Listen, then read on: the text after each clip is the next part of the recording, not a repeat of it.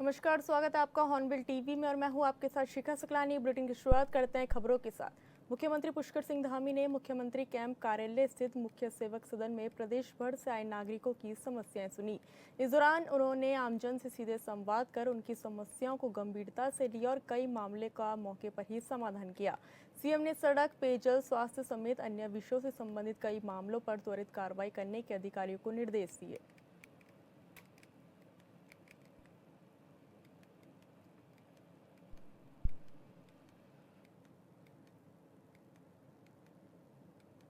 मुख्यमंत्री पुष्कर सिंह धामी ने 10वीं और 12वीं में उत्कृष्ट प्रदर्शन करने वाले मेधावी छात्रों से फोन पर बातचीत कर उन्हें हार्दिक शुभकामनाएं दी। उनके उज्जवल भविष्य की कामनाएं की। सीएम धामी ने कहा कि छात्रों की उपलब्धि उनके परिश्रम, अनुशासन और समर्पण का परिणाम है।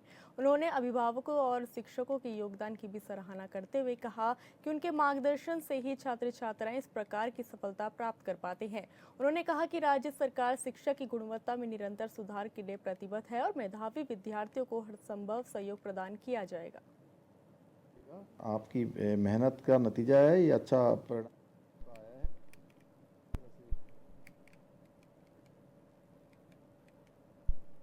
उत्तराखंड में बढ़ते वन्य जीव संघर्ष को लेकर सत्ता पक्ष और विपक्ष आमने सामने है। विपक्ष लगातार इस मामले को लेकर सरकार पर हल्ला बोलता नजर आ रहा है, साथ ही उग्र आंदोलन की चेतावनी भी दे रहा है। वहीं बीजेपी विधायक विनोद चमोली ने इस विषय पर चिंता जताई और विपक्ष पर पलटवार भी किया। उन्होंने कहा कि वन्य जीव संघर्ष बढ़ रहा है और जानवरों के व्यवहार में बड़ा बदलाव आया है। विनोद चमोली ने कहा कि विपक्षी पार्टी कांग्रेस ने प्रदेश में 2 बार सरकार चलाई है और यदि उनके पास कोई ठोस उपाय है तो आरोप लगाने के साथ ही जंगली जानवरों के हमलों को रोकने के लिए सुझाव भी दे।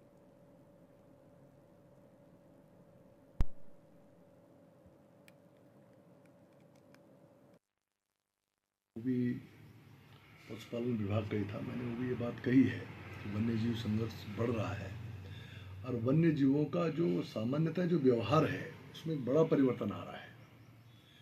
तो उनका मनोविज्ञान क्यों बिगड़ रहा है, ये अध्ययन का विषय है, ये आसान काम नहीं है। और इस संघर्ष को टालने के लिए क्या क्या रेमेडियल स्टेप्स उठाए जा सकते हैं, सरकार उसको बार बार कर रही है और उठा भी रही है। जो वन्य जीव संघर्ष में जो लोग जिनकी मृत्यु हो रही है उनके मुआवजे राशियाँ भी बढ़ाई गई हैं, घायलों की राशियाँ भी बढ़ाई गई हैं। और साथ में हमने ये भी कहा है कि अगर कांग्रेस के पास कोई ठोस उपाय हो, तो सिर्फ आरोप लगा देना मात्र से काम नहीं चलता है। कांग्रेस ने इस प्रदेश में सरकारें भी 2 बार चलाई हैं और प्रमुख विपक्षी दल भी है, जिम्मेदार लोग हैं, पहाड़ के हमारे अपने लोग हैं सारे।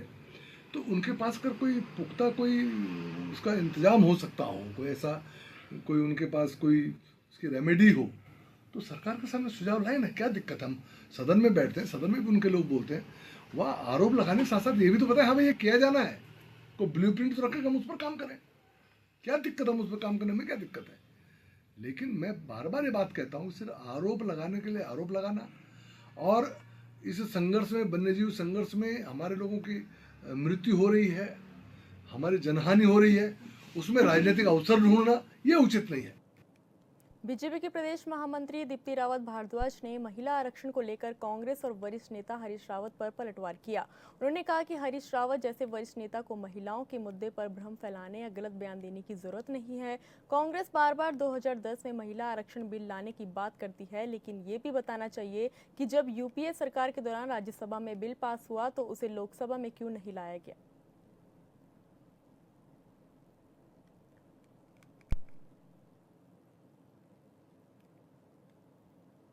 देखिए, मैं ये कहना चाहती हूँ, हरीश रावत जी बड़े वरिष्ठ नेता हैं कांग्रेस के।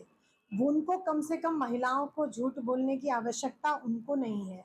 उनको ये समझना चाहिए कि कांग्रेस पार्टी जिसका हवाला देती है कि 2010 में वो आरक्षण लेकर आए थे पार्लियामेंट में, तो उन्हें किसने रोका कि वो लोकसभा में उस आरक्षण को पेश करें।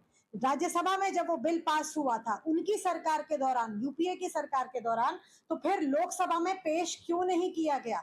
2011 उनके पास था, 2012 उनके पास था, 2013 उनके पास था और 2014 के भी मई तक, अप्रैल तक उनकी सरकार थी। तब किसने रोका था कांग्रेस को महिला आरक्षण बिल को लोकसभा में लाने के लिए, पेश करने के लिए, जबकि पूरा विपक्ष उनके साथ खड़ा था। एनडीए ने लगातार कहा था कि आप जो करेंगे महिला आरक्षण में हम आपके साथ हैं, लेकिन उनकी हिम्मत ही नहीं हुई लाने की, क्योंकि उनकी मंशा ही नहीं है देने की। तो इस तरीके का झूठ कम से कम जनता को और महिलाओं को ना बोले तो बहुत अच्छा होगा। प्रदेश के पर्यटन मंत्री सतपाल महाराज चारधाम यात्रा के ट्रांजिट कैंप ऋषिकेश पहुंचे, जहां उन्होंने व्यवस्थाओं का जायजा लिया। मंत्री ने रजिस्ट्रेशन काउंटर, स्वास्थ्य केंद्र, ठहरने की व्यवस्था, शौचालय और पेयजल की स्थिति देखी। उन्होंने अधिकारियों को निर्देश दिए कि यात्रियों को किसी भी तरह की परेशानी न हो। उन्होंने कहा कि चारधाम यात्रा प्रदेश की आर्थिकी की रीढ़ है।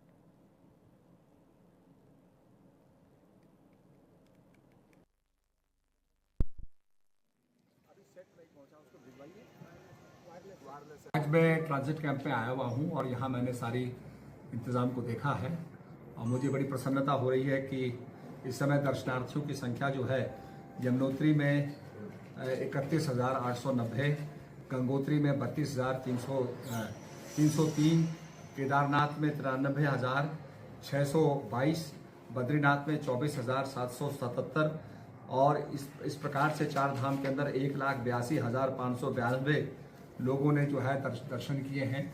तो अपने आप में बड़ी संख्या है और ये बड़ी प्रसन्नता की बात है। इसके साथ साथ जो पंजीकरण हुआ है, क्योंकि पंजीकरण से लोग जो है ऑनलाइन करा लेते हैं तो यहाँ पर नहीं आते हैं, तो पंजीकरण भी जो है आपके 22,61,664 यात्रियों ने पंजीकरण कराया है, जिसमें हेमकुंड साहब भी है, जिसमें 25,377 लोगों ने पंजीकरण कराया है। तो इसकी सुविधा भी मिल रही है। 30 काउंटर हमारे यहाँ पर लगे हुए हैं, 20 काउंटर हमारे हरिद्वार में हैं और 20 काउंटर हमारे इस समय विकास नगर में हैं। तो इनसे काफ़ी जनता की सुविधा हो रही है। सुबह शाम यात्रा का थोड़ा सा प्रभाव होता है, तो उस रूप में काफ़ी भीड़ होती है। अब दिन में भीड़ नहीं है, फिर भी यात्रियों के विश्राम के लिए यहाँ तंबू लगे हुए हैं और यात्री उनमें विश्राम कर सकते हैं। सुविधाएँ सब ठीक हैं। मैंने मेडिकल को भी देखा। केवल पुलिस विभाग के अंदर जो ट्रांसमीटर होना चाहिए था बातचीत करने के लिए, वो लगा नहीं है। अभी लग जाएगा। मैंने एसपी साहब से बात की है तो इसको तत्काल लगा देंगे। नैनीताल के भीमताल में युवती के साथ शोषण करने वाले आरोपी की गिरफ्तारी को लेकर आंदोलन तेज होता दिख रहा है। भीमताल व्यापार मंडल अध्यक्ष ने साफ तौर पर चेतावनी दी कि अगर आरोपी की गिरफ्तारी नहीं होती तो पूरे क्षेत्र में आंदोलन को और उग्र किया जाएगा। उन्होंने कहा कि सभी व्यापारी अपनी अपनी दुकानें बंद रखेंगे और ये विरोध तब तक जारी रहेगा जब तक आरोपी को गिरफ्तार नहीं किया जाता।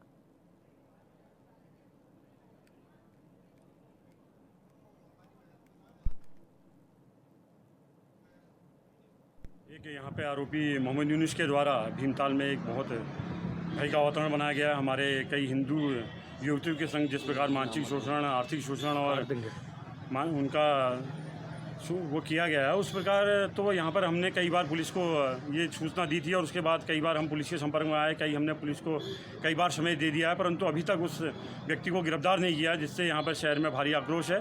और हम सब लोग आज पुनः यहाँ थाने में आए, हमने जानकारी चाहिए, परंतु अभी भी हमें ऐसा लगता है कि पुलिस कोई कार्रवाई नहीं कर पाई है। और आज हमने पुलिस को पुनः सोमवार तक का समय दिया है। अगर सोमवार तक पुलिस आरोपी को गिरफ्तार नहीं कर पाई तो हम संपूर्ण भीमताल को बंद करेंगे, पूरे अपने व्यापार को बंद करेंगे, क्योंकि ये हमारे पूरे समाज के लिए बहुत ज़रूरी है। ऐसे लोगों को बिल्कुल हम कोई संरक्षण नहीं दे सकते। ऐसे लोगों को जल्द से जल्द गिरफ्तार करना चाहिए। उत्तराखंड कांग्रेस के प्रदेश अध्यक्ष गणेश गोदियाल ने पूर्व मुख्यमंत्री स्वर्गीय हेमवती नंदन बहुगुणा की 107वीं जयंती के अवसर पर उन्हें श्रद्धासुमन अर्पित की। देहरादून स्थित कांग्रेस मुख्यालय में आयोजित विशेष कार्यक्रम के दौरान गोदियाल ने बहुगुणा के महान व्यक्तित्व और राजनीतिक दूरदर्शिता को याद किया। उन्होंने कहा कि बहुगुणा एक जनहितैषी नेता थे, जिन्होंने हमेशा समाज के अंतिम व्यक्ति को सेवा का प्राथमिकता दी। वहीं उनके सिद्धांत और कार्यशैली आज की युवा पीढ़ी के लिए एक मार्गदर्शक की भूमिका निभाते हैं। इस दौरान कांग्रेस कार्यकर्ताओं ने उनके बताए गए पदचिन्हों पर चलने और जनसेवा के संकल्प को दोहराया। गोदियाल ने जोर देते हुए कहा कि हेमवती नंदन बहुगुणा का जीवन संघर्ष और ईमानदारी की मिसाल है।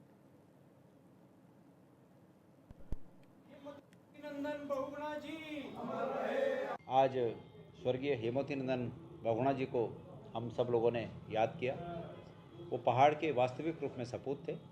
पहाड़ का दर्द उनके मन में पहले से रहा और उन्होंने एक पहाड़ी होने का वो कहते थे कि हिमालय टूट सकता है पर झुक नहीं सकता, लेकिन हिमालय टूटकर भी मैदानों को जीवन देता है।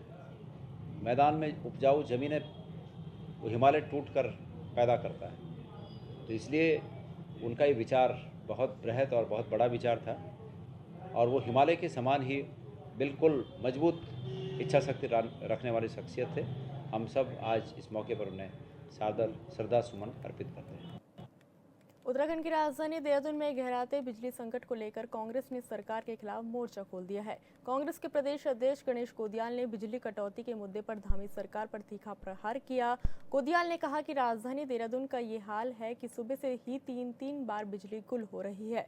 उन्होंने सवाल उठाया कि जब राजधानी में बिजली की ऐसी बदतर स्थिति है तो प्रदेश के दूरदराज पहाड़ी इलाकों में क्या हाल होगा, इसका अंदाजा नहीं लगाया जा सकता। कोदियाल ने तंज कसते हुए कहा कि सरकार का ध्यान जन समस्याओं पर नहीं है, बल्कि पूरी सरकार इस काम में व्यस्त है कि बीजेपी की रैलियों में भीड़ कहां से और कैसे लाई जाए। देश में और प्रदेश में अजीब माहौल है। इस देश में जितनी समस्याएं हैं और इस प्रदेश में भी जितनी समस्याएं हैं, चाहे वो समस्याएं इन वर्तमान सरकारों के कार्यकाल में पैदा हुई हों, लेकिन अमूमन सब लोग इस बात को जानते हैं कि बकौल भारतीय जनता पार्टी और बकौल केंद्र सरकार और राज्य सरकार, उसके लिए कांग्रेस जिम्मेदार है। आज मैं प्रदेश के लोगों का ध्यान बिजली की समस्या के प्रति आकर्षित करना चाहता हूँ। हम लोग अभी यहाँ पर देहरादून के जाखन में बैठे हैं और ये देहरादून जो है राज्य की राजधानी है, एक निगम क्षेत्र है और चूंकि निगम क्षेत्र होने के नाते और राजधानी होने के नाते कम से कम यहाँ पर तो ये उम्मीद की जाती है कि बिजली की सप्लाई बराबर बनी रहे। यहाँ पर सुबह से 3 बार बिजली जा चुकी है और अभी भी बिजली चली हुई है। जब ये हाल राजधानी का है तो प्रदेश में और जगह पर क्या हो रहा होगा, प्रदेश में और जगह पर क्या हो रहा होगा, ये समझा जाना चाहिए। मुझे हरिद्वार से, उधम सिंह नगर से और पहाड़ के तमाम इलाकों से कई बार लोगों के फोन आते हैं और बिजली की समस्या के प्रति मुझे लोग बताते हैं कि बहुत भयंकर समस्या है। उत्तराखंड की बहुप्रतीक्षित चारधाम यात्रा की शुरुआत के साथ ही व्यवस्थाओं को लेकर सवाल उठने लगे हैं। कांग्रेस के राष्ट्रीय प्रवक्ता आलोक शर्मा ने प्रेस वार्ता में सरकार पर गंभीर आरोप लगाते हुए कहा कि यात्रा शुरू होते ही अव्यवस्थाएं सामने आ रही हैं, जो सरकारी दावों की पोल खोलती है। उन्होंने यमुनोत्री और केदारनाथ में श्रद्धालुओं की मौत को चिंताजनक बताते हुए कहा कि घटनाएं खराब व्यवस्थाओं का संकेत है। शर्मा ने आरोप लगाया कि यात्रा मार्गों पर स्वास्थ्य सुविधाएं कमजोर हैं और बद्रीनाथ में विशेषज्ञ डॉक्टरों की कमी बड़ी लापरवाही है। इसके साथ ही उन्होंने वीआईपी दर्शन व्यवस्था पर भी सवाल उठाते हुए कहा कि आम श्रद्धालुओं के साथ भेदभाव किया जा रहा है। कांग्रेस ने सरकार से मांग की कि यात्रा को सुरक्षित और सुगम बनाने के लिए तुरंत ठोस कदम उठाए जाए, वरना इस मुद्दे पर आंदोलन किया जाएगा।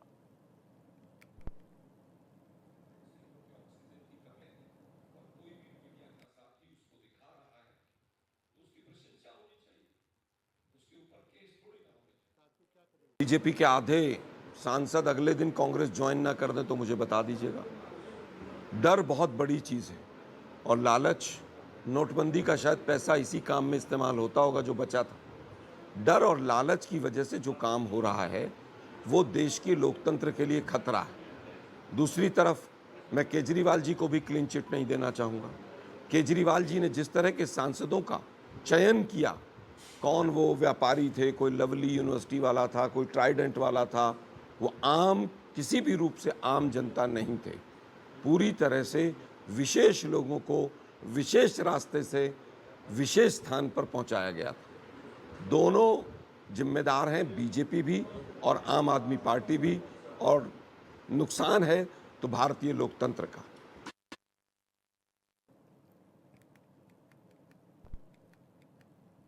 डोईवाला के शहीद दुर्गा मल राजकीय स्नातकोत्तर महाविद्यालय की स्थापना के 25 साल पूरे होने के उपलक्ष्य में रजत जयंती महोत्सव धूमधाम से आयोजित की गई। इस दौरान छात्र संघ समारोह का भी आयोजन किया गया। कार्यक्रम में सांसद त्रिवेंद्र सिंह रावत समेत अन्य गणमान्य लोगों ने शिरकत कर समारोह का शुभारंभ दीप प्रज्वलन के साथ किया। इस दौरान महाविद्यालय के छात्र छात्राओं ने रंगारंग सांस्कृतिक कार्यक्रमों की आकर्षक प्रस्तुतियां दी। वहीं कार्यक्रम के दौरान उत्कृष्ट प्रदर्शन करने वाले छात्र छात्राओं को सम्मानित भी किया गया। प्रेम है, स्नेह है, आपका आशीर्वाद भाग में, क्योंकि डॉक्टर जोशी भी इसमें सम्मिलित होने चाहिए।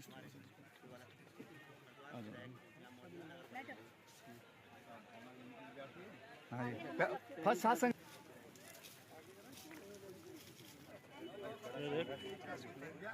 इस महाविद्यालय के पहली ईंट लगते हुए मैंने देखी है। पहले प्रधानाचार्य मुझे आज भी याद है, जोशी जी थे। मिसरवाला प्राथमिक विद्यालय में चलता था और 90 बालिकाएं थी और आज लगभग 1500 से ज़्यादा बच्चे यहाँ पर पढ़ रहे हैं।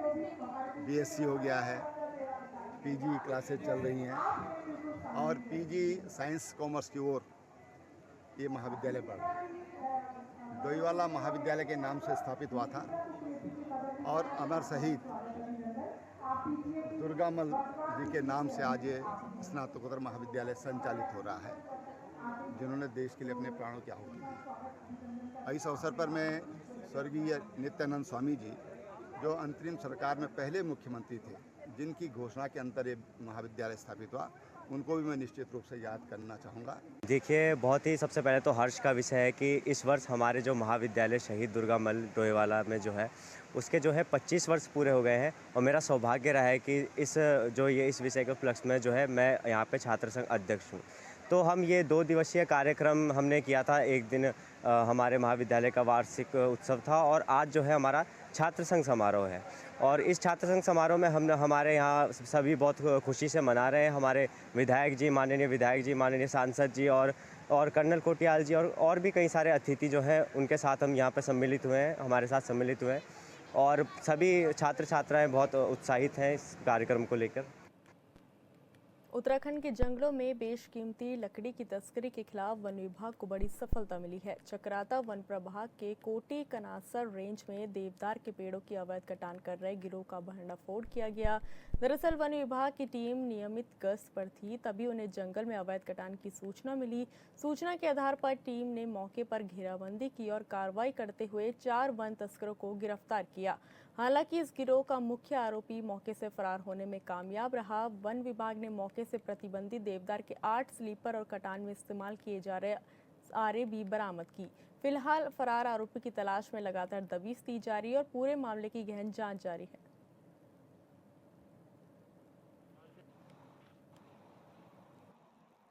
देखिए कि ये हमारे कनासर रेंज अंतर्गत अवैध पातन अभिवहन का मामला सामने आया है। हमारी जो टीम है वो अपने नियमित गश्त पे थी। कनासर रेंज अंतर्गत 4 अभियुक्त जो इसमें गिरफ्तार हुए हैं, 5 लोग इसमें हैं, 4 गिरफ्तार हो चुके हैं, 1 फरार है। ये लोग जंगल से निकल रहे थे और इनसे जो है एक आरा और अवैध देवदार चिरान प्रकाश 7 नग बरामद हुए हैं और जिसका संज्ञान लेते हुए जो है इन पे भारत वन अधिनियम की धारा 26 और 41-42 में वन अपराध दर्ज किया गया है। 4 अभियुक्त को गिरफ्तार कर लिया गया है और उनका मेडिकल कराकर जो है माननीय न्यायालय में पेश किया जा रहा है। ये हमारी तरफ से जो है कभी भी इन वन अपराध संबंधी जो भी घटनाएं होती हैं इस पर सख्त कार्रवाई की जाती है। वन क्षेत्राधिकारी का जो है अपना पूरा इस पर नियंत्रण है, तो जो भी इसमें दोषी हैं उन पर जो है कड़ी कार्रवाई की जाएगी। 14 अप्रैल को पीएम मोदी ने दिल्ली देहरादून एक्सप्रेसवे का उद्घाटन किया था। उसके बाद 19 अप्रैल को वीकेंड पर दून आने वाले पर्यटकों की संख्या में इजाफा देखने को मिला और अब दूसरे वीकेंड यानी 26 अप्रैल से पहले देहरादून में ट्रैफिक का भारी दबाव है, जिससे लोगों को परेशानी हो रही है।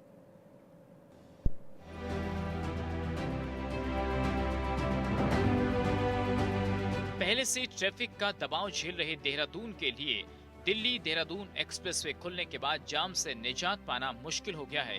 खासकर वीकेंड पर वाहनों की संख्या बढ़ जाने से पुलिस के पसीने छूट रहे हैं। ऐसे में इस बार पुलिस ने वीकेंड के एक दिन पहले ही अपना नया ट्रैफिक प्लान तैयार कर लिया है, ताकि यात्रियों और पर्यटकों के साथ दून वासियों को राहत मिल सके। बीजेपी सरकार का कहना है कि ट्रैफिक दबाव को कम करने की कोशिशें की जा रही हैं।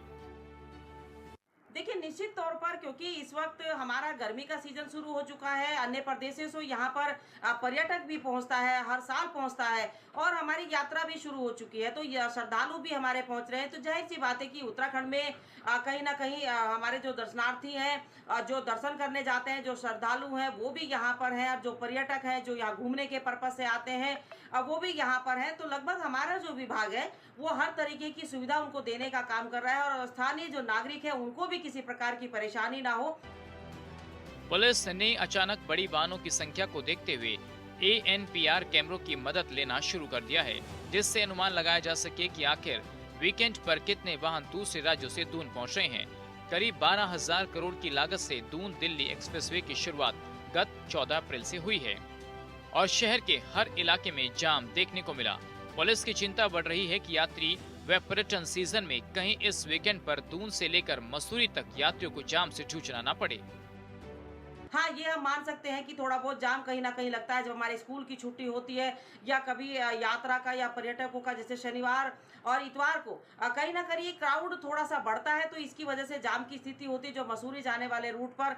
तो इसका जब तक हमारा एलिवेटेड रोड जो हमारी सरकार ने प्रस्तावित किया है, जिसको हम बनाने जा रहे हैं, वो जब तक नहीं बनेगा हमें पूरी तरीके से जाम से निजात नहीं मिलेगी। तो सरकार की पूरी कोशिश है कि हम हर तरीके से जो ये जाम होता है इसको कहीं ना कहीं दुरुस्त करने का काम करें, जाम दोबारा ना लगे, इस तरह की हम जो है व्यवस्थाएं करने का काम करते हैं। हमारा ट्रैफिक विभाग, हमारा पुलिस विभाग, तमाम सभी लोग मिलकर के इस व्यवस्था को दुरुस्त करने का काम करते हैं। तो जब एलिवेटेड रोड बनेगी तो इस जाम से भी हमें कहीं ना कहीं पूर्णतः जो है निजात मिलने का काम होगा। पुलिस ने ट्रैफिक बैन बनाया है, लेकिन पुलिस का कहना है कि इमरजेंसी सर्विस के वाहनों को न तो रोका जाएगा और न डाइवर्ट किया जाएगा। ऐसे ही अतिरिक्त आवश्यक सेवाओं में पेट्रोल, दूध व गैस के वाहनों को वैकल्पिक मार्गों से रवानगी दी जाएगी, जबकि नो पार्किंग जोन में वाहन पार्क करने पर टो किया जाएगा। वाहन स्वामियों से कहा गया है कि वे जरूरी न होने पर हॉर्न का कम यूज करें। वहीं ट्रैफिक संबंधी अपडेट्स के लिए दून पुलिस व ट्रैफिक पुलिस के सोशल मीडिया पेज को फॉलो किया जा सकता है। ट्रैफिक को लेकर विपक्ष ने सरकार की नीतियों पर सवाल उठाए हैं। दिल्ली देहरादून एक्सप्रेसवे का उद्घाटन हो चुका है। प्रधानमंत्री नरेंद्र मोदी जी देहरादून में हाथ हिला करके बड़े बड़े दावे करके जा चुके हैं, लेकिन मोहाली से राजधानी देहरादून आने में जो भी यात्री हैं, जो भी उत्तराखंड के लोग हैं, उनको जो है नाको चने चबाने पड़ रहे हैं। 2-2, ढाई-ढाई घंटे का जाम लोगों को इस गर्मी में परेशान करने का काम कर रहा है। जहां 1 मिनट का सफर होता है वहां पर 20 मिनट लग रहे हैं। जहां 20 मिनट का सफर है वहां 2-2 घंटे जो है ट्रैफिक को पार करने में लग रहे हैं। आखिर इस जाम से लोगों को कैसे निजात मिलेगी, कैसे शहर में यातायात सुगम होगा, आसान होगा, ये हर व्यक्ति सोच रहा है, लेकिन प्रशासन को लोगों की कोई फिक्र ही नहीं है। दिल्ली से देहरादून आने के 2-ढाई घंटे के दावे जरूर हो रहे हैं, लेकिन जो 2.5 घंटे डाक काली से लेकर के देहरादून घंटा घर तक लग रहे हैं, उसके बारे में कोई चर्चा नहीं कर रहा है, जिससे आम लोगों को परेशानी हो रही है। बाहर से आने वाले लोग कह रहे हैं कि ये कैसी राजधानी है, आखिर इस जाम से कैसे आम लोगों को मुक्ति मिलेगी, कैसे जो है शहर के लोग सुकून से जो है सुगम आवागमन शहर के अंदर कर पाएंगे, कैसे जो है बाहर से आने वाले लोग कहें कि आहा ये कितनी सुंदर राजधानी है। देखते हैं जाम से लोगों को मुक्ति दिलाने के लिए, निजात दिलाने के लिए प्रशासन कोई रोड मैप जारी कर पाता है या फिर ऐसे ही लोगों को जाम में जो है जीवन काटना पड़ता है। संडे के लिए पुलिस ने रूट वाइज ट्रैफिक प्लान तैयार किया है, जिसमें कहा गया है कि यूपी और हिमाचल से मसूरी जाने वाले वाहनों को Datkali, RTO check post, ISBT से शिमला बाईपास होते हुए जोहड़ी तिराहा मसूरी जाएंगे।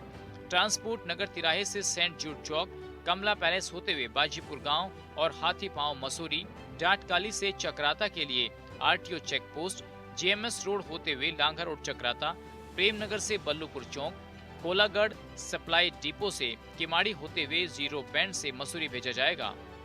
पुलिस के इस प्लान से कितना दबाव कम होगा ये तो समय के साथ पता चलेगा, लेकिन मौजूदा वक्त में देहरादून में ट्रैफिक भारी समस्या है, जिससे लोगों को काफी परेशानियां हो रही हैं। Bureau report, hornbill TV. फिलहाल इस बुलेटिन में इतना ही। आप देखते रहिए हॉर्नबिल टीवी। नमस्कार।